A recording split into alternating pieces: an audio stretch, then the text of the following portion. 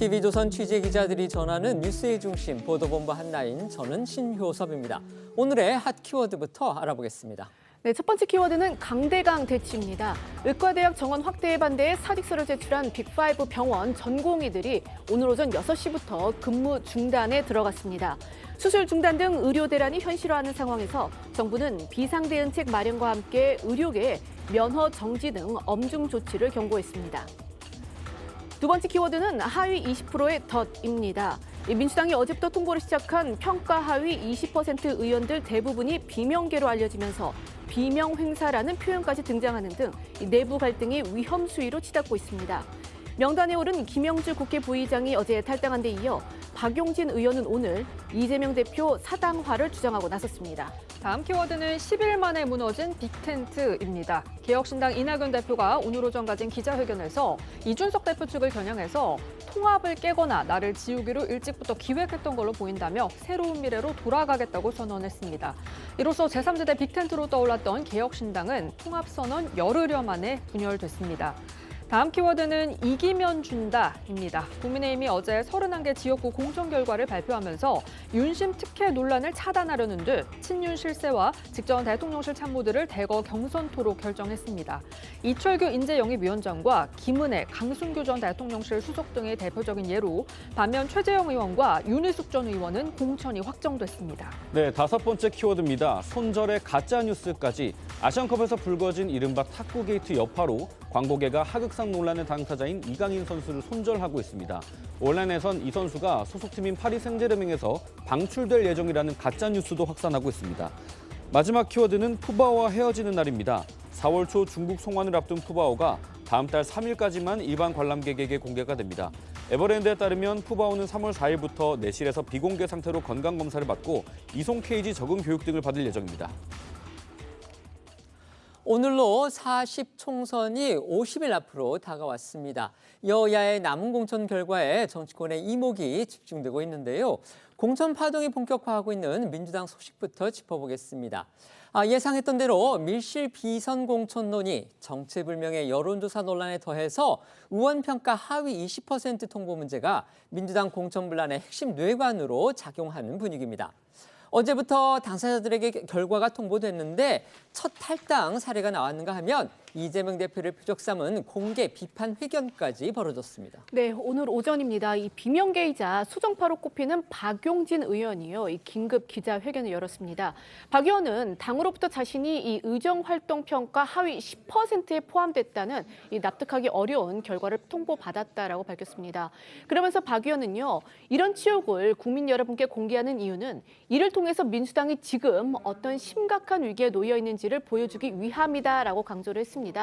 자신은 힘을 가진 누구 한 사람에게만 충성을 하고 그를 지키는 정치는 하지 않겠다라고 목소리를 높이기도 했습니다. 박용진 의원, 이재명 대표를 사실상 직격한 걸로 볼 수 있는데요. 최근 이 민주당에서 확산하고 있는 이른바 사천 논란과 같은 맥락이라고 볼 수 있습니다. 네, 다만 박용진 의원은요, 손발이 다 묶인 경선이지만 민주당에 남아 승리하겠다면서 재심을 신청하겠다고 밝혔고요.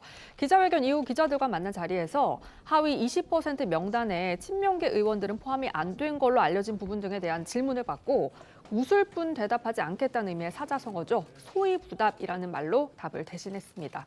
또 박 의원은 앞서 있었던 당대표 경선과 대선 후보 경선 과정 때문에 이런 평가를 받는 것인가 하는 생각도 든다고 주장을 하기도 했습니다. 아시다시피 박용진 의원은요, 지난 2021년 민주당 대선 후보 경선, 또 2022년 민주당 당대표 경선에서 이재명 대표와 경쟁을 펼쳤고요. 또 후보 토론회 등에서 상당히 강하게 이 대표를 몰아붙인 그런 또 전력이 있습니다.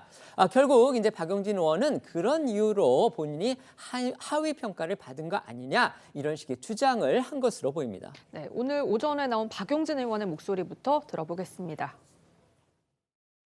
힘을 가진 누구 한 사람에게만 충성하고 그를 지키겠다는 정치는 정작 국민에게 충성하고 국민의 삶을 지키며 세상을 변화시키는 일에는 반드시 실패하게 됩니다.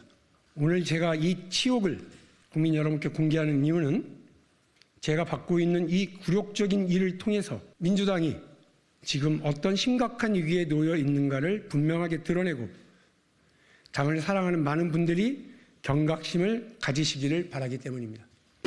탈당 의원님들은 하위 평가의 명단에 좀 포함이 안 된 걸로 알고 있는데 이 부분 좀 어떻게 생각하세요? 여러분들이 평가해 주시고요. 당대표 경선, 대통령 후보 경선 그 과정이 이렇게 평가받는 건가? 이런 생각도 들긴 합니다만. 그런가 하면 어제는요, 민주당의 사선 중진이죠. 현재 국회 부의장인 김영주 의원이 스스로 이 하위 20% 통보를 받은 사실을 공개한 뒤에 전격적으로 탈당을 선언했습니다. 여야를 통틀어서 이번 총선에서 공천 결과에 반발해서 현역 국회의원이 탈당한 거 김 의원이 처음입니다. 맞습니다. 김영주 부의장은 대표적인 정세균계로 꼽히고 문재인 정부에서 최초의 여성 고용노동부 장관을 지낸 사선의 중진 의원입니다. 김 부의장은 어제 기자회견을 열고 임혁백 공천관리위원장으로부터 의정활동 평가 결과 하위 20%에 포함된다는 통보를 받았다고 밝히면서 모멸감을 느낀다고 했습니다. 어떤 근거로 하위에 평가됐는지 정량평가, 정성평가 점수를 공개할 것을 요구한다, 이렇게도 강조를 했습니다. 또 김 부의장은 본인이 문재인 정부에서 장관을 지낸 게 영향을 미친 게 아니겠냐는 주장도 했고요. 자신에 대한 하위 20% 통보는 민주당이 이재명 대표의 사당으로 전락했다고 볼 수 있는 가장 적나라하고 상징적인 사례가 됐다고 주장을 했습니다. 어제 나온 김영주 국회 부의장 목소리 들어보시죠. 민주당이 저에게 의정활동 하위 20%를 통보했습니다. 영등포 주민을 대표하는 국회의원으로서 모멸감을 느낍니다. 저에 대한 하위 20% 통보는 민주당이 이재명 대표의 사당으로 전락했다고 볼 수 있는 가장 적나라하고 상징적인 사례가 됐다고 생각합니다. 그동안 이를 바로잡지 못하고 지금의 상황까지 오게 된 것을 반성합니다. 민주당이 잘 되기를 바라지만 이재명을 지키지는 않겠습니다. 이재명 대표의 사당으로 전락했다고 볼 수 있다. 민주당이 잘 되길 바라지만 이재명을 지키지는 않겠다. 상당히 이 대표로서는 좀 아픈 그런 내용일 수도 있겠습니다. 김 의원은요, 서울 영등포 갑이 지금 지역구입니다. 보통 이런 상황이 벌어지면 이제 당의 주류측, 그러니까 공천을 주도하는 당의 주류측은 당사자들을 달래거나 아니면 위로하면서 이 사태를 진정시키려고 하는 게 상식이죠.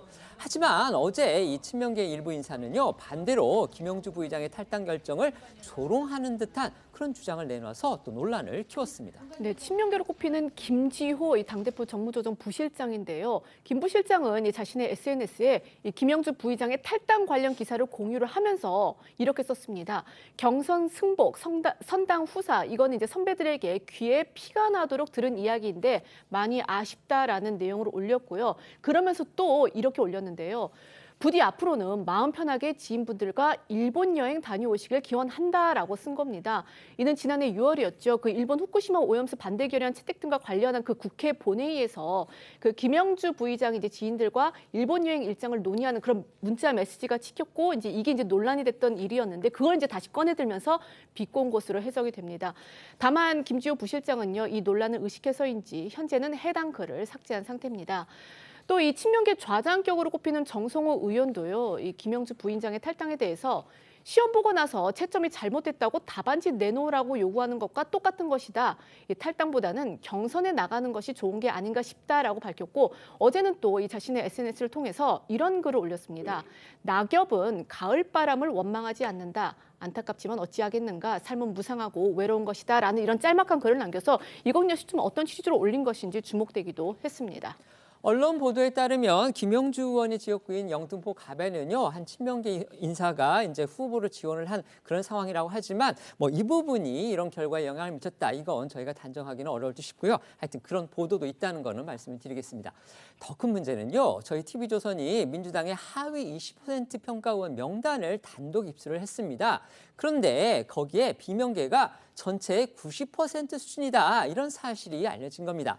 앞으로 후폭풍이 만만치 않을 수도 있음을 예고하는 그런 걸로 볼 수 있습니다. 네, 저희 TV조선이 입수한 민주당 하위 20% 명단을 살펴보면요, 이 경선 점수에서 30%가 감산돼서 사실상 컷오프로 평가되는 하위 10% 명단 모두 10명이고요. 이 경선 점수에서 20%가 깎이는 하위 10에서 20% 구간에는 앞서 전해드린 대로 김영주 부의장과 친문계 핵심 의원, 뇌물수수 혐의로 재판을 받는 의원 등 14명이 포함됐습니다. 여기에 불출마를 선언한 의원들과 탈당한 김종민, 이원욱, 조홍천 의원도 포함해서 모두 31명이 하위 20% 명단에 이름을 올린 걸로 파악이 됐습니다. 말씀하신 대로 이 31명 명단 중에서 비명계로 분류되는 의원은 모두 28명이고요. 전체 90% 수준입니다. 사실상 컷오프에 해당하는 이 하위 10% 10명은 모두 비명계로 분류가 됐는데요. 반면에 이른바 찐명으로 불리는 친명 핵심 의원들은 하위 20% 명단에 한 사람도 포함되지 않은 걸로 파악이 됐습니다. 이 명단에 있는 의원들 분포만 놓고 본다면 이른바 이제 비명 학살, 이게 비명계가 계속 우려를 해왔고 그다음에 지적을 해온 그런 상황이죠. 이른바 친명계의 비명 학살, 이게 현실화할 가능성이 높아졌다. 이런 평가도 비명계로서는 가능할 듯 싶습니다. 민주당의 전략통으로 꼽히는 최병천 전 민주연구원 부원장도 이 부분을 매우 강하게 지적했습니다. 네, 민주당 싱크탱크인 민주연구원 부원장 출신의 최병천 씨는 오늘 SNS를 통해서 민주당 하위 20% 31명 중에 28명이 비명계라는 보도가 나왔다며 총선 승리는 물 건너간 분위기다, 통탄할 일이라고 주장을 했습니다. 최 전 부원장은 민주당 공천의 특징을 한마디로 표현하면 비명횡사, 찐명횡재라고 했습니다. 중진 현역들의 추가 탈당이 벌어질 분위기라고 무더기 탈당 사태를 우려하기도 했습니다. 또 최 전 부원장은 이재명 대표도 직격을 했는데요. 이 대표가 방탄 국회를 만들더니 민주당이 총선에서 폭망하든 말든 본인의 호위무사 숫자 늘리기에 전념하면서 방탄 공천을 하고 있다, 이렇게 주장을 했습니다. 하지만 민주당의 공식 입장은요, 하위 20% 평가 절차는 공정하게 이루어졌다. 그리고 그 내용은 철저하게 비공개다. 그리고 독립적으로 그 평가기관은 운영이 됐다. 이겁니다. 네, 권치일승 수석 대변인은요, 어제 기자들과 만난 자리에서 이 하위 20% 통보와 관련해서 이렇게 이야기를 했습니다. 평가 기준은 20대 총선과 동일하게 적용이 됐고 철저히 비공개로 독립적으로 운영이 됐으며 공정하게 운영이 됐다라고 강조를 했습니다. 그리고 이제 그 김영주 부의장이 탈당을 하면서 이제 공개 요구한 그런 평가 기준에 대해서도 답을 했는데요. 크게 보면 의정 활동과 기여 활동, 공약 이행 활동, 그리고 지역 활동 등 이 4가지 분야가 있다면서 다만 아무도 결과를 모르고 오로지 평가위원장과 공관위원장만 알고 있다라고 답을 했습니다. 누구를 타깃으로 어떤 의도와 목적을 갖고 점수를 올리거나 내리거나 할 수 있는 시스템이 아니다라고 강조하기도 했습니다. 앞서 전해드렸던 저희 TV조선이 입수한 그 하위 20% 명단에 대한 반박도 나왔습니다. 맞습니다. 이명백 공관위원장은요, 오늘 입장문을 냈는데요. 일부 언론사가 이 추측성으로 하위 20%를 운운하면서 허위 사실을 기사화했다라고 유감을 표했는데요. 이 평가위가 공관위원장에게 전달한 이 명단이라는 것은 위원장만 가지고 있고 또 통보도 위원장이 직접 한다면서 이 허위 사실을 기사화하는 것은 선거운동 방해와 명예훼손의 여지가 있다라고 경고했습니다. 저희도 어제 전해드린 대로 누가 의뢰했는지조차 확인이 어려운 이 정체불명의 여론조사를 두고서도 민주당 내 반발이 여전히 거센 상황입니다.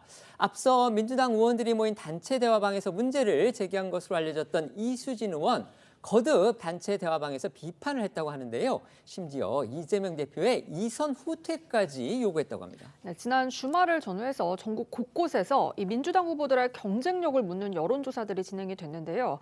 이 홍영표 의원 등 친문계 의원들을 포함해서 수도권과 광주 등에서 이 지역 현역 의원들이 배제된 그런 여론조사가 진행이 됐다는 겁니다. 이 논란이 불거지니까 민주당에서는 해당 여론조사를 진행한 기관이 어딘지 확인하기 어렵다면서 다소 모호한 입장을 내놨는데요. 박성준 대변인 역시 오늘 한 라디오 인터뷰에서 해당 여론조사를 당에서 하는지 어떤 기관에서 하는지 확인하기 어렵다며 여당에서 진행했을 수 있다, 이런 취지로 주장하기도 했습니다. 들어보겠습니다. 공관위에서 하는 건지 우리 민주당에서요, 아니면 야당에서 하는 건지, 아니면 개인이 하는 경우인지 이게 구분이 잘 안 돼요. 이제 어떤 기관이 했는지에 대한 것은 여론조사 다 신고를 하게 돼 있습니다. 그거는 이렇게 여론조사 하겠다라고 하는 부분 신고되기 때문에, 근데 그 기관이 어느 기관인지는 저도 잘 모르겠다는 거죠. 그거는 근데 반발이 좀 많은 것 같아요. 예. 여당일 수도 있고 다른 어떤 여론조사 기관에서 할 수도 있는 거기 때문에 그건 민주당에서만 여론조사 한다 이렇게 규정하기는 좀 어렵지 않나 싶습니다. 여당에서 확인되지 않았기 때문에. 관련해서 당내에서는 비판 목소리가 커지고 있습니다. 서울 동작을의 현역인 이수진 의원은 추미애 전 법무장관과 전현희 전 권익위원장이 지속적으로 동작을의 여론조사에 등장을 하니까 민주당 의원들이 모인 단체 대화방에 문제를 제기했고요. 어제는 단체 대화방에 민주당이 전현희 전 국민권익위원장을 동작을에 전략 공천하는 방안을 고려하고 있다는 취지의 기사를 공유하면서 날 먼저 나가라고 하고 이런 말을 해야 한다고 쏘아붙였다고 합니다. 또 이 의원은 이재명 대표와 안규백 전략공관위원장을 직격하면서 더 이상 공천의 능력도 신뢰도 없으니까 이 선으로 물러나달라, 수도권 총선 폭망한다고 비판 수위를 높였다고 하고요. 언론과 통화에서도 이재명 대표 얼굴로는 총선에서 이길 수 없다고 생각해 단체 대화방에 글을 올렸다고 강조했다고 합니다. 그런데 이재명 대표가 이수진 의원한테 직접 전화를 해서요. 상대 후보와의 2 내지 3%포인트 지지율 우세 격차로 경쟁이 되겠느냐, 이런 취지로 말했다는 보도도 나왔습니다. 이수진 의원이 일부 언론과의 통화에서 밝힌 내용인데요. 이 서울 동작을 여론조사 항의에 대한 답신으로 지난 주말에 이재명 대표가 직접 전화를 해왔다라고 밝혔습니다. 그러면서 이 대표가 이제 자신에게 상대 후보와 2-3%, 그러니까 2-3%포인트 지지율 우세 격차로 뭐 경쟁이 되겠느냐라고 말했다고 이제 주장을 했는데 이 수치는요, 지난해 이 당내에서 진행한 여론조사에서 이수진 의원이 이 상대 후보보다 2에서 3%포인트 앞서는 것을 파악된 것을 근거로 이제 이재명 대표가 이 의원의 출마를 지적한 것으로 보입니다. 이에 이 의원은요, 이 대표에게 이 서울 동작을은 지난 대선에서 10%포인트 넘게 민주당이 진 곳이다, 이러면서 강하게 맞받아친 것으로 알려졌습니다. 원래 이제 여야 정당의 자체 여론조사 결과는요, 언론에 공표할 수가 없고 또 언론이 보도도 할 수 없는 것으로 저희가 알고 있습니다. 이제 방금 보도해드린 그 수치는요, 이수진 의원의 개인 주장이기 때문에 저희가 그대로 전해드렸다는 거 다시 한번 말씀을 드리겠습니다. 여론조사 대상에서 아예 이름이 빠진 것으로 알려진 다른 의원들도 공개적으로 비판의 목소리를 내고 있습니다. 특히 이 친문계의 핵심으로 꼽히는 홍영표 의원은요, 친문계 의원들 간의 회동을 주도하고 있는 것으로 그렇게 알려졌는데, 과연 이게 집단 행동으로까지 이어질지 이 여부가 또 주목받고 있습니다. 홍 의원은 모임 사실이 알려진 뒤에도 당 정상화를 위해서 계속 모이려고 한다, 이런 취지로 말을 해서 지금 여러 가지 해석을 낳고 있습니다. 네, 앞서 여론조사에서 배제된 걸로 알려진 송갑석 의원은 어제 정체불명의 여론조사를 지적하면서 이 서울의 봄이 위태롭고 광주의 봄도 뒤숭숭하다, 이렇게 총선에 대한 우려를 나타냈고요. 역시 여론조사에서 배제된 걸로 알려진 홍영표 의원, 어제 기자들과 만난 자리에서 누가 이런 여론조사를 했는지 일부에서 얘기하듯 어떤 비선 조직에서 한 건지 매우 우려스럽다고 지적했습니다. 또 홍 의원은요, 오늘도 비밀 밀실 사천에 정체불명 여론조사 논란까지 불거지면서 이 당 상황 매우 우려스럽다고 지적을 했고요. 말씀하신 대로 친문계 회동에 대해 계속 만나기로 했다라고 밝혔거든요. 다만 이재명 대표 이선 후퇴나 집단 탈당 같은 그런 구체적인 대응에 대해서는 말을 아꼈습니다. 들어보겠습니다. 상황이 우려스럽고 무슨 비선, 무슨 밀실, 사천 이런 식으로 얘기가 나오고 여론조사 같은 것들이 지금 정말 정체불명의 이런 것들이 나오니까 투명하고 공정한 공천 이런 것에 대해서 이게 무너진 것 아닌가 이런 우려가 있죠.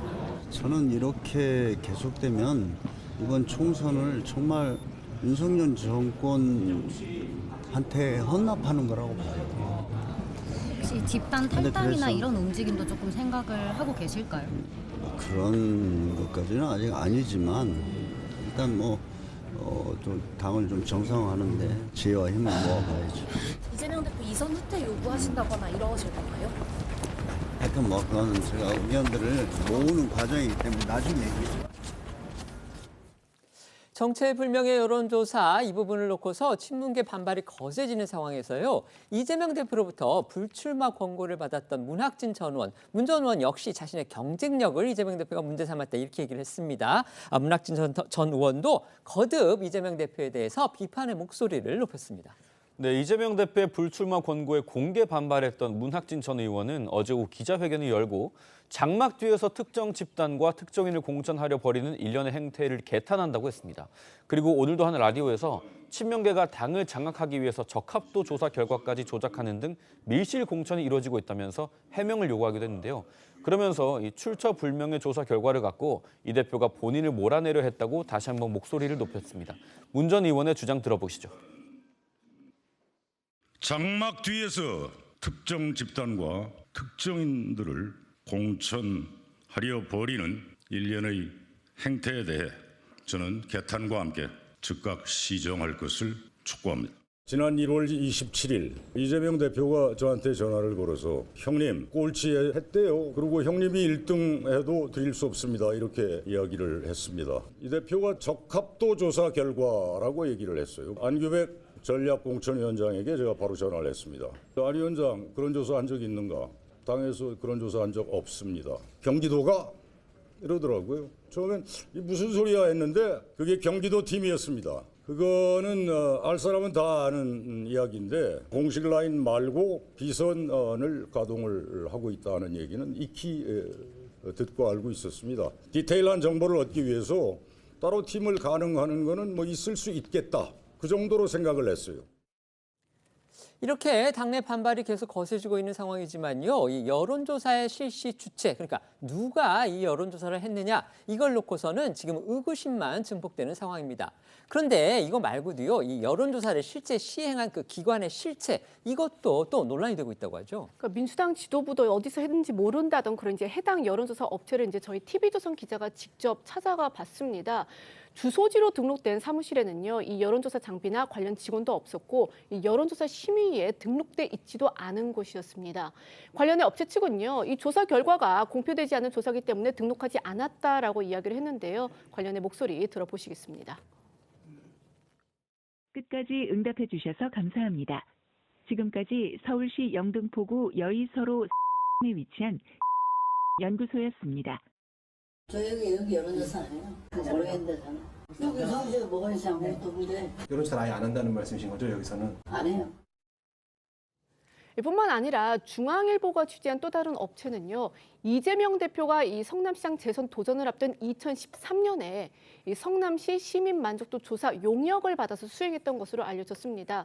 해당 업체 대표는 2010년 이 지방선거를 앞두고 선거인 7만여 명의 개인정보를 특정 후보들에게 건넨 혐의로 해서 징역 10월, 집행유예 2년을 선고받기도 했다라고 중앙일보는 전했는데요. 다만 이 업체 대표는 이 중앙일보와의 통화에서 논란이 된 여론조사는 우리가 돌린 게 아니다라고 부인했습니다. 국민의힘 한동훈 비대위원장은 이 같은 지금 민주당 내부 상황을 두고 겨냥해서 대장동식 공천이라 이렇게 다시 한번 비판 수위를 높였습니다. 네, 앞서 한동훈 위원장은요, 이 민주당의 공천 과정을 이재명 대표가 연루된 그런 대장동 비리 의혹에 빗대서 비판한 바 있습니다. 그런데 오늘 출근길에 기자들과 만나 이 관련 질문을 받고는 제가 민주당 공천을 대장동식 공천, 정진상의 옥중 공천이라고 했는데 그게 사실로 드러나고 있다 이렇게 말을 한 건데요. 그러면서 전 이번 총선에서 반드시 이겨야겠다고 다짐한다. 이 대표의 민주당이 총선에서 이기면 국회를, 이 나라를 대장동식으로 운영할 것이기 때문이라고 했습니다. 목소리 듣고 오겠습니다. 제가 대장동식 공천, 정진상의 옥중 공천이라고 했죠. 그게 사실로 드러난 것 같은데. 이재명 대표가 과거 용역업체였던 여조업체 동원해서 여조 돌리고, 그리고 그걸 근거로 조롱하듯이 직접 자기 소속 당의 구성원에게 전화해서 그런 말 하는 것, 이게 대장동식 공천이고 이게 정진상의 옥중 공천입니다. 저는 반드시 이겨야 되겠다는 생각을 다시 한번 가집니다. 왜냐하면 이재명 대표의 민주당이 이번 4월에 선거에서 이기게 되면 국회를, 이 나라를 대장동식으로 운영할 것이기 때문입니다. 네, 오늘 오전 국회에서 본회가 열리고 나서 이재명 대표가 기자들과 만났는데요. 이번 총선 공천을 둘러싼 당내 잡음과 관련해서 민주당은 국민의힘과 다르게 1년 전부터 시스템 공천과 당헌 당규에 따른 공천 이 과정을 공정하게 진행했다고 했습니다. 그러면서 지금 여러 논란이 있는데 국민들은 새로운 정치를 원하고 공천 과정의 변화를 원한다며 새롭게 태어나는 환골탈태를 위한 진통 정도로 이해해달라 이렇게 덧붙였습니다. 또 이 대표는 하위 20% 명단이 어떤 내용인지 전혀 모른다 이렇게 밝히면서도요. 하위 20% 명단에 비명계가 대거 포함됐다는 지적엔 그렇지 않을 것이라며 제가 아끼는 분들도 많이 포함된 것 같아 가슴이 아프다 이렇게 앞뒤가 다른 듯한 발언을 하기도 했습니다. 목소리 들어보시죠. 하위 20% 명단이 지금 어제부터 조금 돌고 있는데 나오고 있고 진위 여부만 조금 알 수 있을까요? 저는 명단이 어떤 내용인지를 전혀 모르는데요. 대표님이 좀 전화를 주셔서 언지를 주신 부분이 조금 있었잖아요. 전혀 그렇지 않습니다. 아니요? 대거 포함됐다는 비판에 대해서 어떻게 생각하세요? 그렇지 않을 겁니다. 제가 아끼는 분들도 많이 포함된 것 같아서 가슴 아픕니다. 지금 저희가 들려드린 대로요. 이재명 대표 앞선 기자들 질문을 받고서는 하위 20% 명단은 모른다 이런 식으로 얘기를 했습니다. 그런데 뒤에 저렇게 계단을 내려가면서 기자들이 물었을 때는 내가 아끼는 분들도 많이 포함된 것 같다 이렇게 말을 했습니다. 그렇다면 이게 과연 안다는 거냐 모른다는 거냐 이런 의문을 자아내기에 충분하지 않을까 그런 생각이 드는데요. 이처럼 공천을 둘러싸고 여러 논란이 이제 동시다발적으로 이렇게 터져 나오면서 민주당 지도부에도 비상이 걸린 듯한 분위기입니다. 네, 이 민주당 지도부는요 오늘 본회의 교섭단체 대표 연설 뒤에 비공개 회의를 여는데요. 이 서영교 최고위원은요 사실이 아니고 갈등과 분열을 일으키는 내용에 대해서 확실하게 대처하자는 이야기를 했다라고 했고, 이 장경태 최고위원은요 대응 방안 등 여러 논의를 했다라고 말을 했습니다. 발등에 불이 떨어진 민주당 지도부가 이렇게 비공개 회의를 가지면서 대응책을 논의했지만요. 앞서 말했듯이 이 비명계를 중심으로 해서 이재명 대표의 이선 후퇴를 요구하는 목소리까지 나오고 있는 상황입니다. 이 대표가 여기에 대해서 어떤 생각을 가지고 있는지 그 입장 아직까지는 나오지 않고 있지만요. 친명계 좌장으로 불리는 정성호 의원은요. 총선 승리에 대해서 가장 절박한 사람이 이재명 대표다 이렇게 응수했습니다. 친명계 좌장 정성호 의원 오늘 한 라디오에서 비명계를 중심으로 나오는 이 대표 총선 전 이선 후퇴 가능성에 대해서 이 총선 승리에 대해 가장 절박한 사람이 이 대표다라고 했습니다. 그러면서도 이 대표가 이선으로 물러나느냐 물러나지 않느냐는 본인 결단의 문제라고 했는데요. 또 앞서 설명드린 문학진 전 의원의 이 경기도팀 주장과 관련해서는 그런 조직에 활동하는 게 과연 가능할지 의문이라면서 금시초문이라고 일축했습니다. 목소리 듣고 오겠습니다. 저는 그 경기도팀이라고 하는 비선 조직은 정말 전 금시초문입니다. 과연 그게 가능할지 그런 조직들이 활동하는 게 국민들 모르게 또는 뭐 당원들이나 지지자들 모르게 활동하는 게 가능할지 저는 그 의문이고요. 제가 여러 번 얘기를 했는데 총선 승리에 가장 절박한 사람은 이재명 당대표다라고 생각하고 있고요.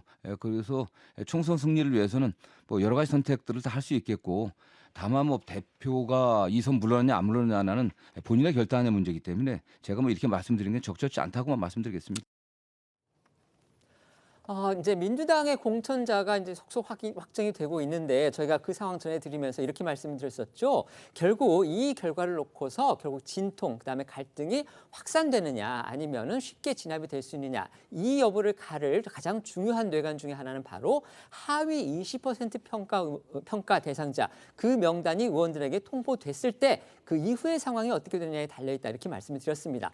그런데 어제부터 민주당의 지도부가 이 하위 평가 20% 의원들한테 명단을 통보했는데 곧바로 지금 한 의원은 탈당을 아예 선언을 해버렸고요. 한 의원은 공개적으로 자신이 그런 통보를 받았다는 것을 밝히면서 이재명 대표를 직격하면서 이건 이재명 사천이다, 이재명 사당화 시도다 이렇게 공개적으로 비판을 하고 나섰습니다. 과연 이 상황이 지금 어떻게 전개가 될지 참으로 예측이 좀 불가한 그런 상황으로 보이는데 어떻게 보십니까? 그러니까 하위 20% 명단을 통보하는 과정이나 누가 포함이 됐는지는 철저하게 비밀로 유지되기 때문에 사실은 공개되지 않거든요. 그런데 본인들이 김영주 부의장처럼 공개하고 탈당하는 경우가 있고 박용진 의원처럼 경선을 통해서 이 상황에 대해 비판을 하면서 극복하겠다 이런 입장을 가진 분들도 있고 글쎄 모르겠습니다. 다른 분들의 경우에는 그것을 표하지 않고 뭐 불출마 선언을 한다거나 여러 가지 선택들을 하죠. 과거에도 이제 비슷했습니다. 다만 지금은 여러 가지 공천 자분들이 있는 가운데에서 하위 20%에 대한 통보가 이루어지다 보니까 이 공정성에 대한 시비들이 있을 수밖에 없는 상황이 된 거죠. 그런데 이 선출직 공직자평가위원회가 이미 작년에 평가를 끝낸 내용이어서 최근에 어떤 상황이라든가 이재명 대표의 어떤 사적인 어떤 의도와 목적이 들어간 결과 요구가 있을 수는 없다고 봅니다. 다만 이제 이 통보하는 과정에서 당사자들이 납득할 만한 기준을 어떻게 설득하고 예우를 갖출까 이런 문제에 대한 소홀함이 없이 관리를 한다면 지금처럼 뭐 두 분 이상의 갈등이 확대되거나 또 탈당으로 이어지거나 하는 정도까지 상황이 악화될 것 같지는 않거든요. 그런 상황 관리에서는 약간 지금 지도부가 미숙한 점이 있고 그 부분 때문에 지도부가 이제 회의를 통해서 이런 문제를 점검한 것으로 아는데 이런 부분에 대한 관리가 좀 잘 이루어져야 될 것 같고 이거 여하에 따라서 갈등이 확산될지 여부를 좀 지켜봐야 될 것 같습니다. 네. 저는 지금 민주당의 상황이 이렇게 갈 경우에는 지금 내홍을 넘어서 내전으로 갈 수도 있다는 생각이 들어요. 왜냐하면 지금 하위 20% 통보를 받은 의원들이 지금 받자마자 바로 지금 반발을 하고 나서는 거 아니겠습니까? 특히나 이제 이재명 대표가 강조했던 게 공정, 엄정 시스템인데 이게 다 사라지고 어찌 보면 사천 논란이 나올 수밖에 없는 이런 상황이 지금 벌어지고 있단 말이죠. 이재명 대표는 이런 상황을 마치 뭐 황골탈퇴를 위한 진통 정도로 얘기했는데 제가 보기에는 죽을 수도 있는 고통이 될 수도 있어요. 그래서 이 문제를 너무 간과하고 있다 이런 생각이 들고요. 지금 다 이런 얘기를 하잖아요. 무언가 이 공천에서 사적 라인이 작동하는 것 같다. 그런데 그러니까 이른바 보이지 않는 손이 여기에 작용하고 있다는 건데 사실은 그 보이지 않는 손이 누구의 손인지도 또 다 아는 지금 이렇게 아이러니한 현상이 벌어지고 있는 거죠. 이렇게 납득이 안 될 경우에 지금 제3지대도 다시 또 분열되기 때문에 지금 탈당파 의원들이 조금 더 세를 확산을 해가지고 여기에 대한 집단 행동을 나설 수도 있다. 이런 상황이 지금 목전에 둘 수 있기 때문에 이재명 대표 입장에서는 이 상황 관리가 굉장히 중요한 리스크 관리가 됐다. 저는 그렇게 말씀드리고 싶습니다. 네. 지난 9일이었죠. 극적으로 제3지대 빅텐트 성사를 알렸던 개혁신당이 10여일 만에 분열이 됐습니다. 선거운동과 정책결정 전권을요 이준석 대표한테 사실상 위임한 걸 두고 이 갈등을 벌여온 측이죠. 바로 이낙연 대표 측이 오늘 독자 행보를 공식 선언한 겁니다. 결별 책임 이준석 대표 측으로 돌리는 그런 모습이었습니다. 네, 오늘 오전 이낙연 대표가 기자회견을 열고 이른바 이 이준석 체제의 개혁신당과 결별을 선언을 했습니다. 이 대표는 먼저 이 합당을 깬 점에 대해서 머리 숙여 사과드린다라고 하면서 부실한 통합 결정이 부끄러운 결말을 낳았다. 최근 벌어진 일련의 갈등 사안과 관련해서 이준석 대표 측에 좀 책임을 돌린 듯한 그런 발언을 했습니다. 그러면서 이 다시 새로운 미래로 돌아가서 당을 재정비하고 선거 체제를 신속히 갖추겠다면서 독자 행보를 예고를 했는데요. 이낙연 대표의 발언 들어보시겠습니다. 여러분께 머리 숙여 사과드립니다. 신당 통합 좌절로 여러분께 크나큰 실망을 드렸습니다. 부실한 통합 결정이 부끄러운 결말을 낳았습니다. 합의가 부서지고 민주주의 정신이 훼손되면서 통합의 유지도 위협받게 됐습니다. 더구나 그들은 통합을 깨거나 저를 지우기로 일찍부터 기획했던 것으로 보입니다. 저희는 통합 합의 이전으로 돌아갈 수밖에 없게 됐습니다. 다시 새로운 미래로 돌아가겠습니다. 다시 새로운 미래로 돌아가겠다. 이제 이렇게 얘기한 것이 과연 어떤 의미인지도 궁금하신 분들 계실 겁니다. 그러니까요, 이제 좀 더 정확하게 설명을 드리면 지난 9일에 했던 그 선언은 일종의 정치적인 통합 선언이었다고 합니다. 그래서 법적으로는 아직까지 이 새로운 미래는 계속 그 결사체로서 남아 있던 상황이기 때문에 이게 별도의 어떤 법적인 절차를 거치지 않고서도 그냥 개혁신당 한몸으로 활동해왔던 그 새로운 미래 측의 인사들이 다시 새로운 미래로 복귀를 하는 그런 상황만 지금 벌어지게 된 겁니다.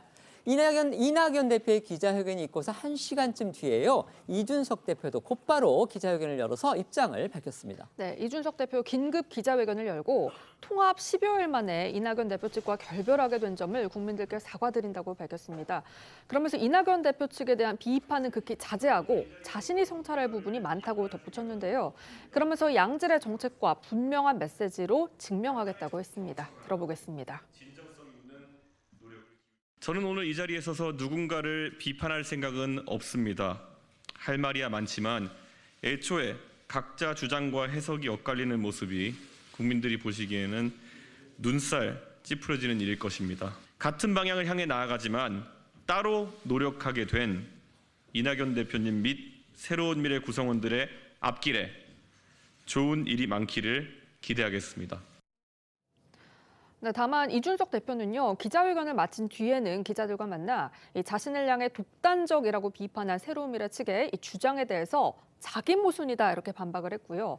전날 전두환을 거론하며 비판한 김종민 의원을 향해서는 독재자 이름까지 언급될 상황이냐며 목소리를 높였습니다. 또 이준석 대표는요, 새로운 미래가 이탈했지만 개혁신당에 합류한 다른 세력들은 계속 뜻을 같이 할 거라고 밝혔는데요. 개혁신당 이외에 원칙과 상식, 새로운 선택, 한국의 희망 측은 잔류할 거라는 뜻으로 보입니다. 오늘 이낙연 대표 기자회견 전까지만 해도요, 이준석 대표가 어떻게든 함께하고 싶다 이런 말을 해서 혹시 이거 화해 손길 보낸 거 아니냐 이런 해석도 한때 나오긴 했습니다. 맞습니다. 말씀하신 것처럼 이준석 대표가 이낙연 대표 측의 기자회견에 앞서서 오늘 오전에 한 라디오 방송에 출연을 했는데요.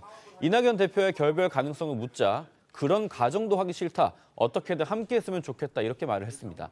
이 발언만 놓고 보면 이낙연 대표 측의 기자회견 전에 마지막으로 화해 손짓을 보낸 걸로도 볼 수 있는데요. 그런데 이 인터뷰 내용을 좀 자세히 들여다보면 이낙연 대표 측 기자회견이 본인에게 굉장히 모욕적이었다고 강조를 하거나 또 이낙연 대표 측 주장들에 대해서 조목조목 반박을 하기도 해서 이낙연 대표 입장에서 보면 이 결별을 생각한 마음을 돌릴 정도로 명분이 있는 설득이 되진 못했을 거란 의견이 있습니다. 들어보시죠.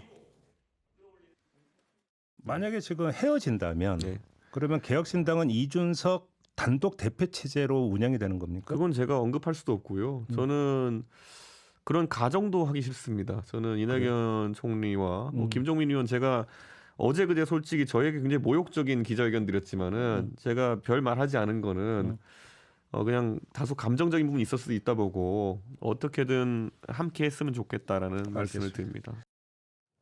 오늘 이낙연 대표는 기자회견에서요, 이 결별의 이유로 이준석 전 대표 측이 통합을 깨거나 나를 지우기로 일찍부터 기획했던 것으로 보인다, 이렇게 주장을 했습니다. 그러니까 이준석 대표 측이 이 통합하기를 사전에 기획했다, 이런 논리인데 이렇게 주장하는 근거가 뭡니까? 사실 이 양측의 갈등은 총선 주도권을 놓고서 이제 지난 주말부터 이어오긴 했었습니다. 그런데 이제 이게 결정적으로 어제 최고위에서 선거 캠페인과 선거 정책 결정권을 이 이준석 대표에게 위임하고로 의결을 하면서 이제 그 갈등이 극에 달한 거였죠. 하지만 기억하시겠지만 어제 최고위에서 퇴장할 당시만 해도 이낙연 대표 측에서는 이 결별 가능성에 대해서는 좀 신중한 모습을 보였거든요. 그럼에도 이 결정적으로 등을 돌리게 된 계기는 이준석 대표가 이 개혁신당이 갈라설 경우의 계획을 말한 것부터였습니다. 관련해서 이낙연 대표 측 이 김종민 의원은요, 어제 이 예정이 없던 기자회견을 열고 이준석 대표를 향한 맹공을 퍼부었습니다.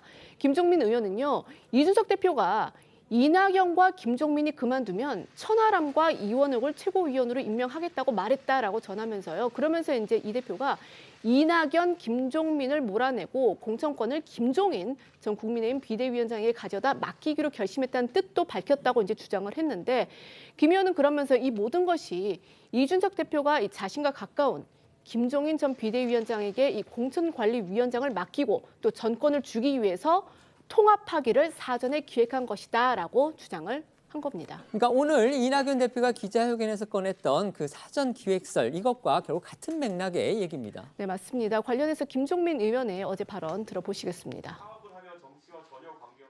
메모를 보니까 이준석 대표가 기자들하고 티타임에서 이낙연, 김종민 두 사람이 그만두면 천하람, 이원욱 두 사람을 최고위원으로 임명하겠다. 그리고 김종인 대표한테 찾아가서 정권을 주고 공관위원장을 맡기겠다, 읍수를 하겠다, 이렇게 얘기를 했다는 거예요. 이준석 대표 마음속에는 이낙연, 김종민은 이미 이 당에서 지워버린 거죠. 김종인 위원장이 얼마 전에 언론 보도에서 이낙연이 없어지면 사라져야 갈 수 있다, 이렇게 얘기를 해요. 그래서 사실상 김종인 대표를 끌고 오기 위해서는 이낙연 대표를 몰아내야 됩니다. 지워버려야 돼요. 그래서 이건 전체적으로 통합 파기를 기획한 그런 기획이 집행된 거다, 이렇게 보고요.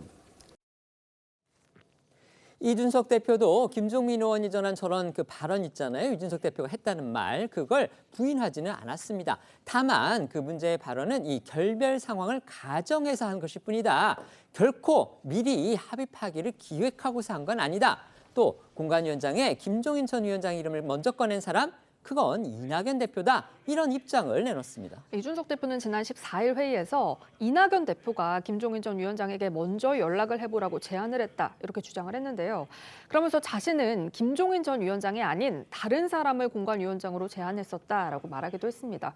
또 김종민 의원이 전한 이 이낙연과 김종민이 그만두면 천하람과 이원욱을 최고위원으로 삼을 거다라는 얘기는 모두 가정법으로 한 말이었다라고 해명을 했는데요.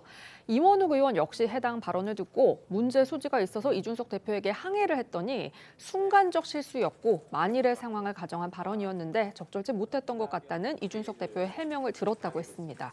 관련 발언들 들어보겠습니다.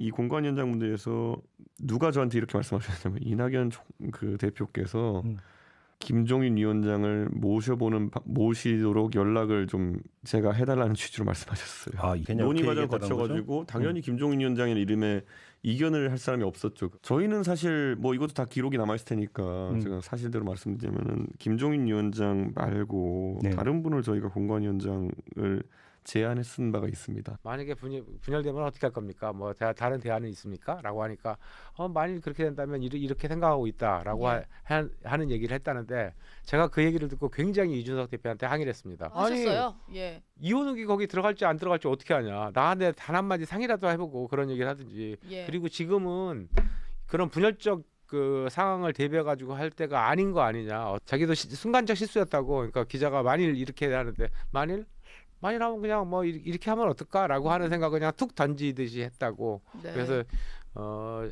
사실 자기가 잘못하신 것 같다고 저한테는 사과를 했습니다. 네, 하지만 이런 이준석 대표 측의 발언을 김종민 의원이 재반박을 하면서 결국 진실 공방으로 비화하는 모양새입니다.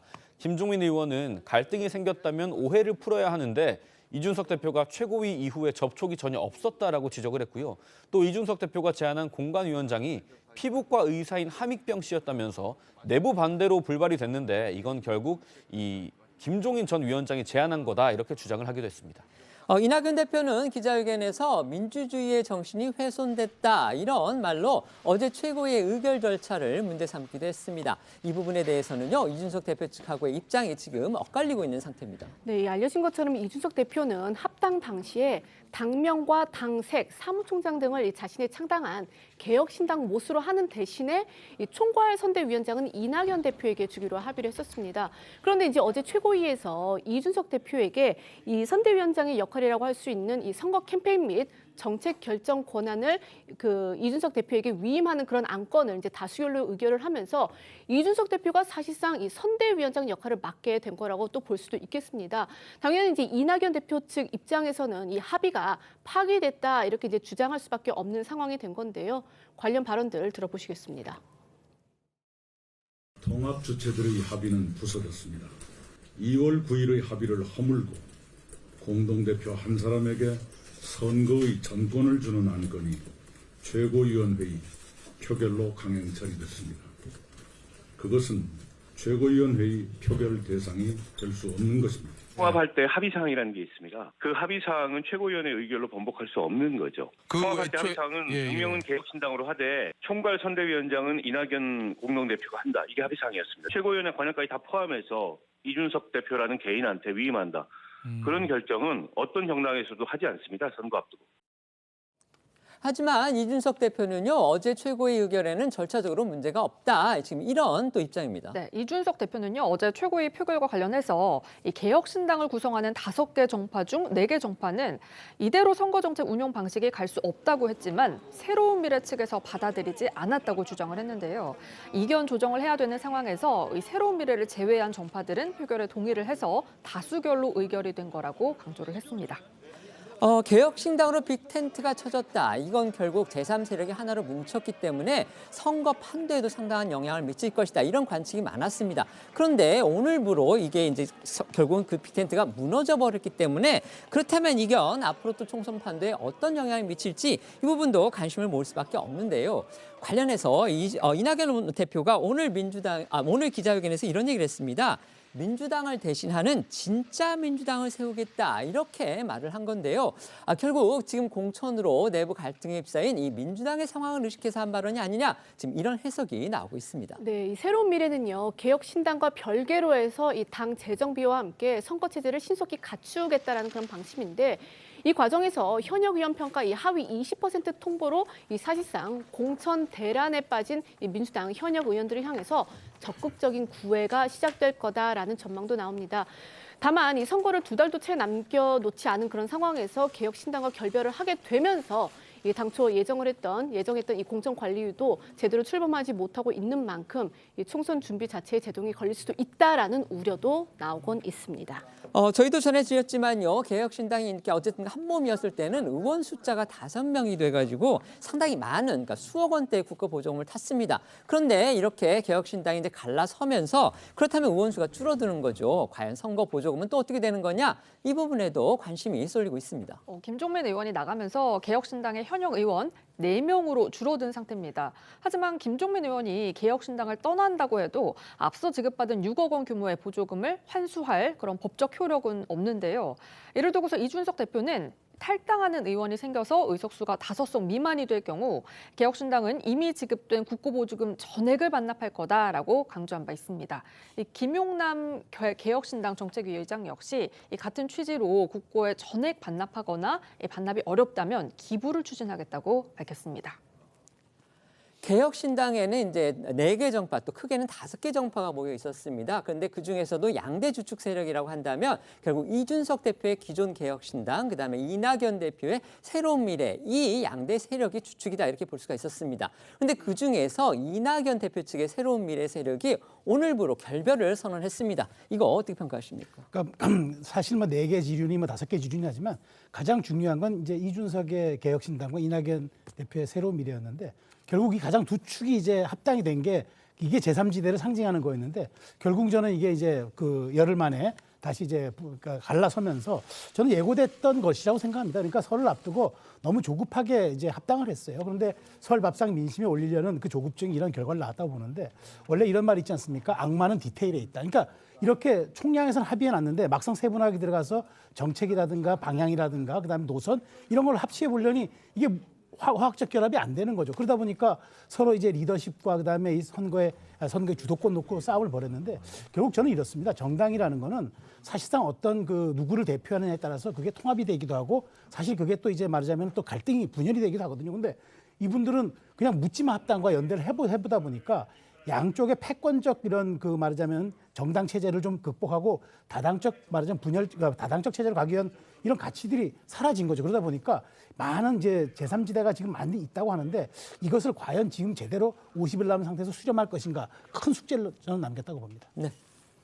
그 정당이라는 게 이념과 정책도 중요하고 실제 당을 같이 하려면 가장 기본적으로 정치적 신뢰가 가장 큰 자산이었는데 그것을 확인하지 않고 당장의 정치적 목적 때문에 지금 말씀하신 대로 이 설을 앞둔 긴급하게 이렇게 합당한 결과가 이 사건을 초래했다고 보고요.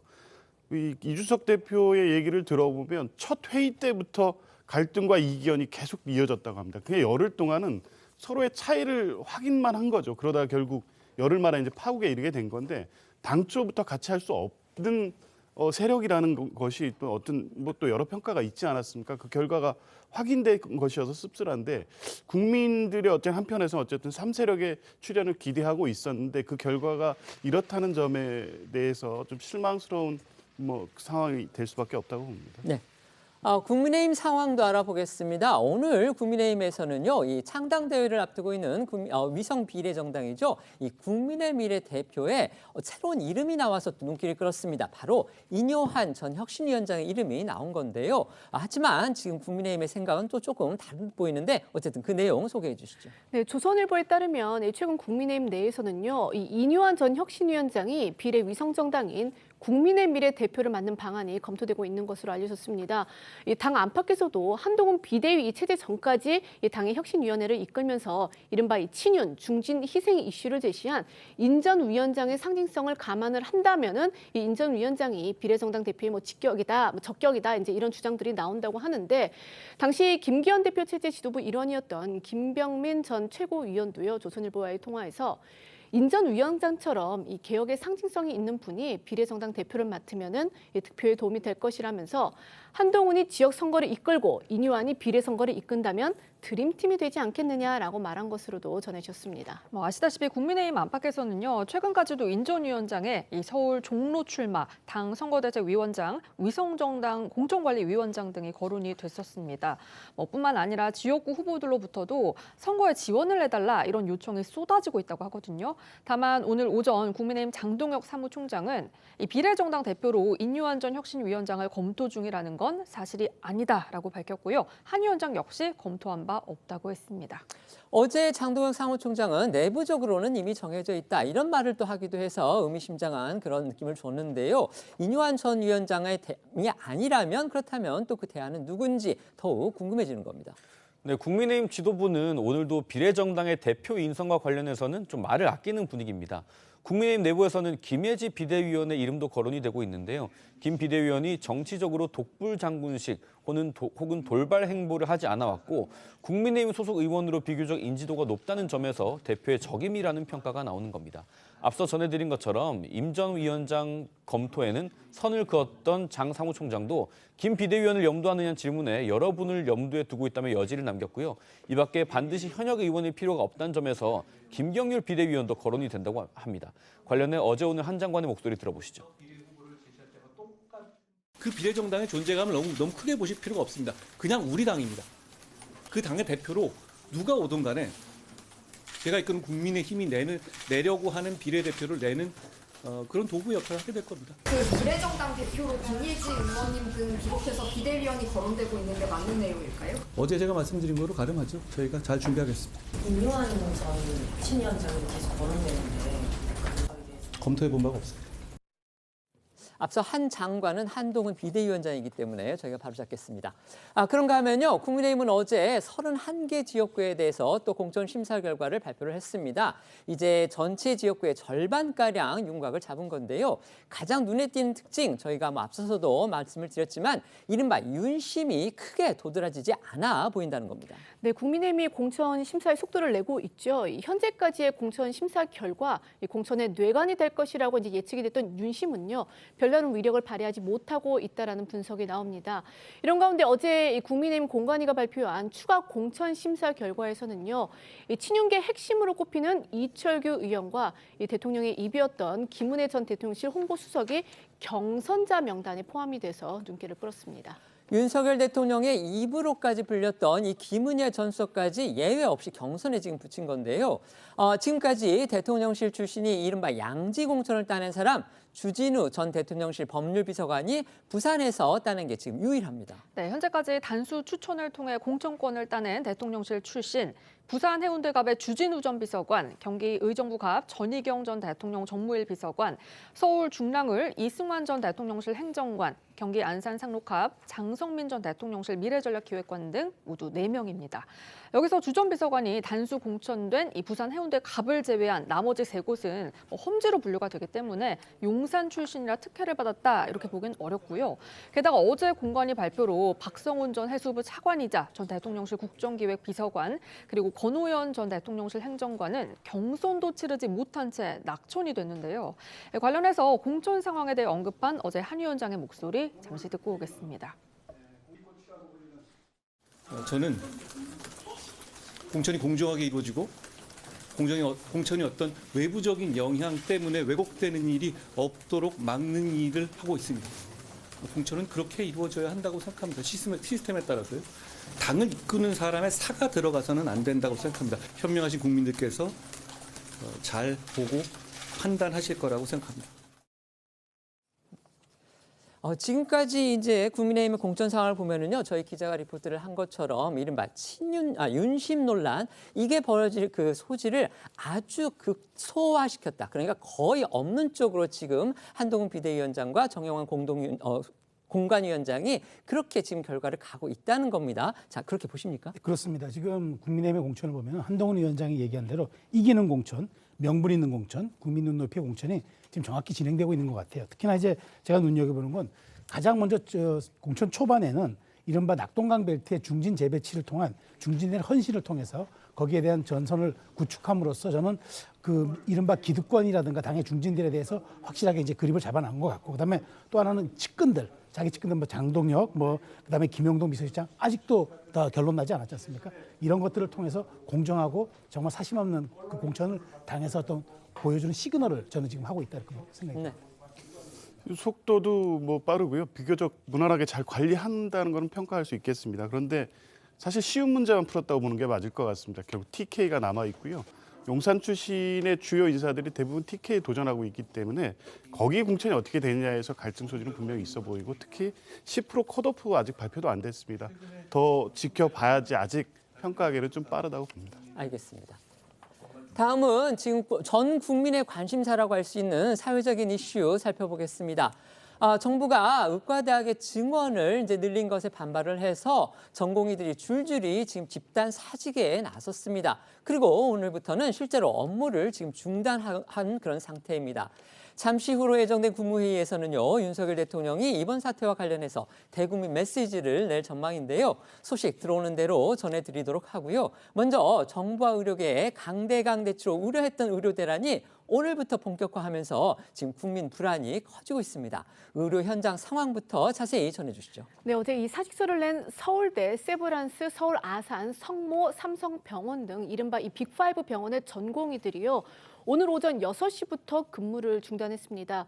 복지부에 따르면 어제 오후 11시 기준으로 해서 이 전국 주요 100개 병원에서 전체의 55% 정도인 6,415명의 전공의가 사직서를 제출을 했고요.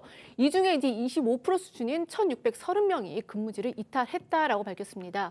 또 지금까지 파악된 이 의사 집단 행동으로 인한 피해 상담 접수 사례는 총 34건이라고 밝혔는데 이 중 25건은 수술 취소에 해당하는 것으로 확인됐습니다.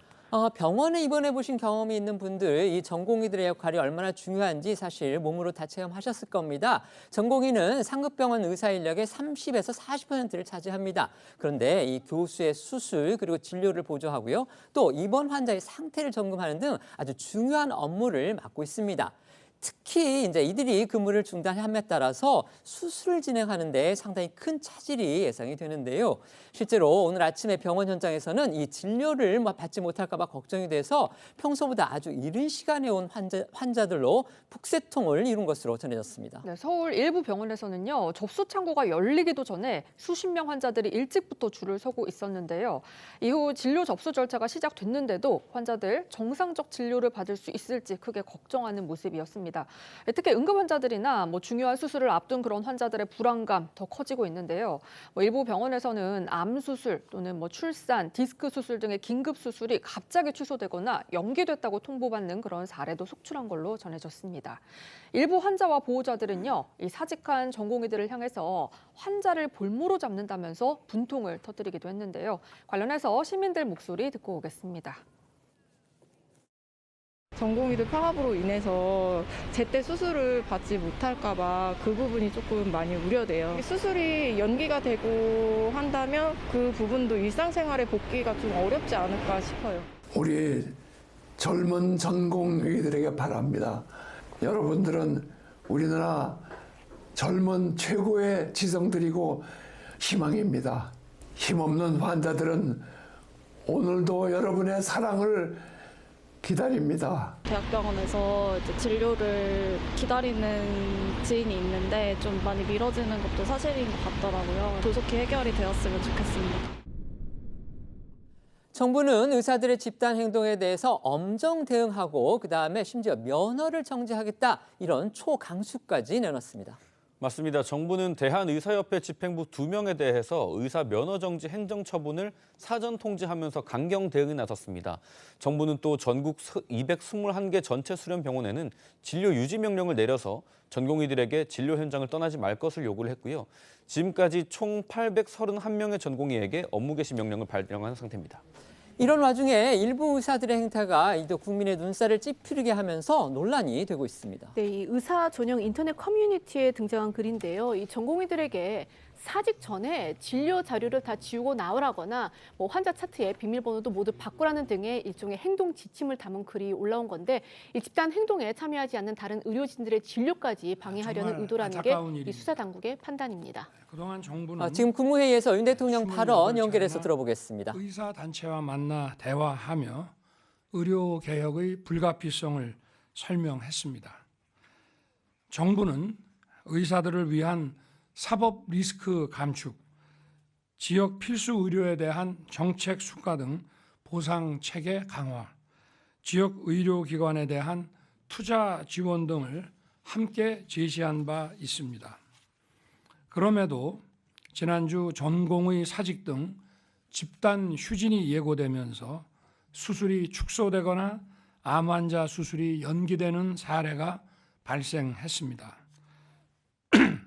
의료 현장의 주역인 전공의와 미래 의료의 주역인 의대생들이 국민의 생명과 건강을 볼모로 집단 행동을 해서는 안 됩니다.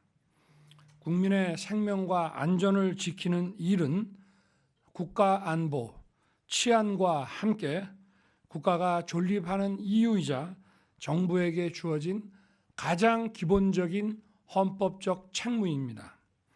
그러한 차원에서 국가는 의료 자원을 효율적으로 관리하여 국민의 생명과 건강을 지켜야 하는 것입니다.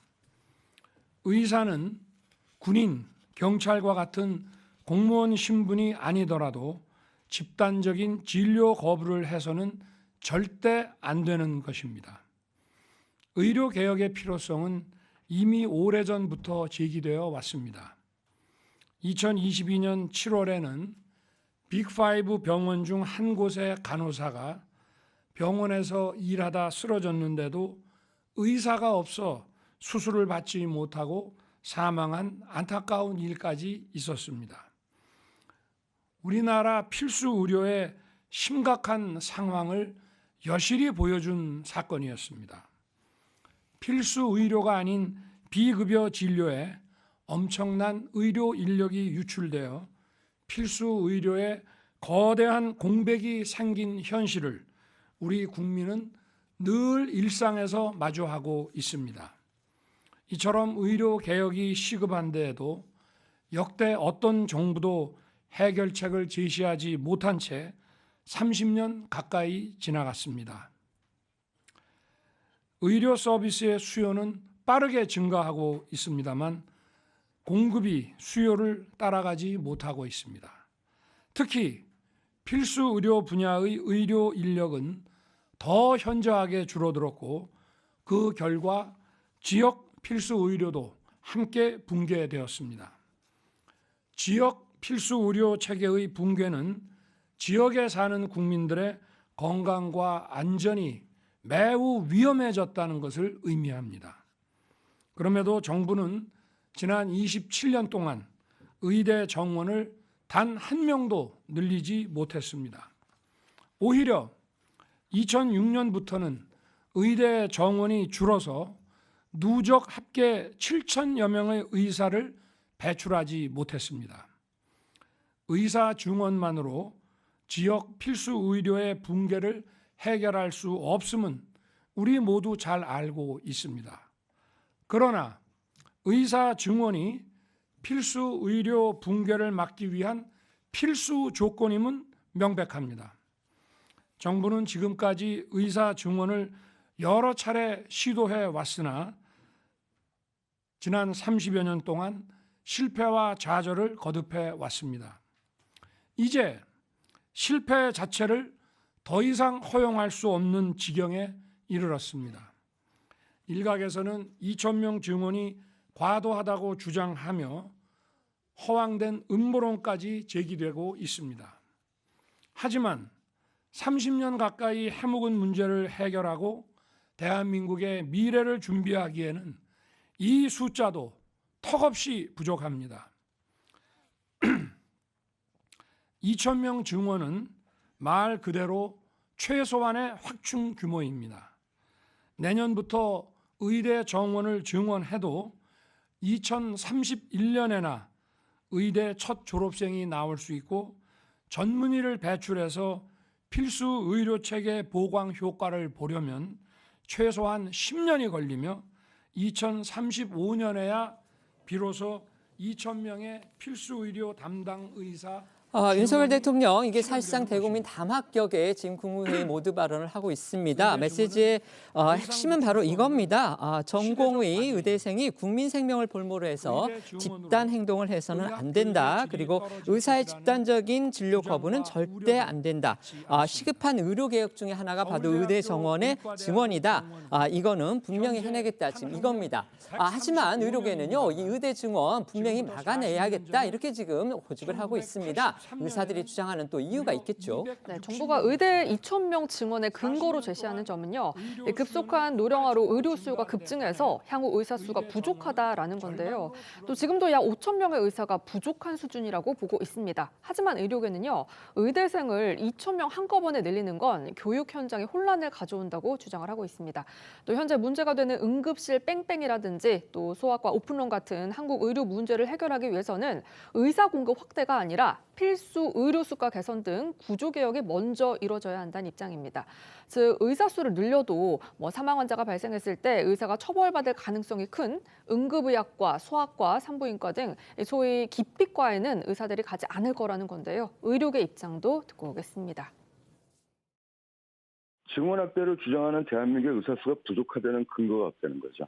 단순한 수가 문제만이 아니라 고의나 중과실이 아닌 경우에 글로벌 스탠다드는 경과실이나 무과실인 경우에 의사들에게 형사 기소 자체를 안 하는 게 글로벌 스탠다드인데 우리나라는 그런 것까지 OECD 평균에 비해서 수십 배 이상의 형사 기소가 되고 거액의 민사배상을 하니까 이런 것은 저희들이 견딜 수가 없다.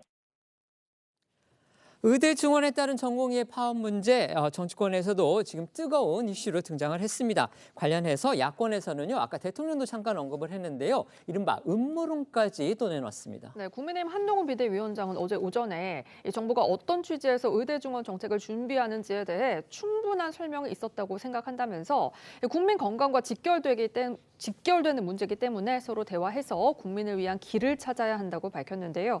야권도 의료계 집단 행동에 대해 우려의 목소리를 냈지만 이 정부와 여당의 의대 정원 확대 규모에 대해서는 비판적인 입장입니다. 민주당 이재명 대표는 어제 최고위 회의에서 어떻게 한꺼번에 2,000명을 늘리겠다는 건지 걱정이 된다고 했습니다. 그러면서 도저히 수용할 수 없는 요구를 던진 다음에 혼란과 반발을 극대화시켜서 국민 관심을 끌어모은 뒤에 누군가 나타나 이 규모를 축소하면서 원만하게 타협을 끌어내는 정치 쇼를 하려는 것 아니냐는 시나리오가 향간에 떠논다, 이렇게 의혹을 내놨습니다. 그런데 이 대표는 작년 10월에 정부의 의대 정원 확대 방침이 나왔을 때는 칭찬을 한다면서 공공의료 확충을 위해 의대 정원을 확대하는 게 필수라고 밝혔었습니다. 과거 목소리와 어제 목소리 이어서 들어보시죠. 정부의 한 가지 칭찬의 말씀을 드리고 싶습니다. 정부가 최근에 의대 정원 확대 추진을 선언했습니다. 대통령께서 직접 나서 가지고 이 문제를 해결하겠다고 하니 저희도 협력하고 함께 노력해서 반드시 이 중차대한 문제를 해결해 나가도록 하겠습니다. 그래서 한간에 이런 시나리오가 떠돕니다. 도저히 수용할 수 없는 요구를 던진 다음에 혼란과 반발을 극대화시켜서 국민들의 관심을 끌어모은 연후에 누군가가 나타나서 이거를 규모를 축소하면서 원만하게 타협을 끌어내는 그런 정치쇼를 하려는 거 아니냐. 지금 어제 저 이재명 대표의 발언에 대해서 권칠승 민주당 수석 대변인은요, 이제 정원, 그러니까 실제로 정원 늘렸을 때 준비 상황이 어떤지 정부가 국민한테 소상히 밝혀야 한다, 이런 취지라고 해명을 하긴 했습니다. 그런데 여당에서는요, 이재명 대표가 지난달 테러 당했을 때 부산에서 헬기 타고 서울대병원으로 가서 긴급 수술을 받은 거, 이걸 두고 특혜 논란이 있었던 점을 또 꼬집었습니다. 네, 국민의힘 박정아 수석 대변인은 어제 논평을 통해서 이 국민 생명과 직결된 문제를 찌라시적 시각으로 해석하는 이는 이재명 대표뿐일 거다, 이렇게 지적을 했는데요. 그러면서 이 대표를 향해서 쇼라고 비난하기 전에 이 지역 진료를 외면한 채 응급 헬기를 타고 서울로 온 연유를 밝히는 게 우선이라고 본다고 했습니다. 저희는 1분 뒤에 다시 돌아오겠습니다. 오늘 준비한 소식은 여기까지입니다. 저희는 내일 오후 1시에 더 핫한 소식으로 찾아뵙겠습니다. 시청해 주셔서 고맙습니다.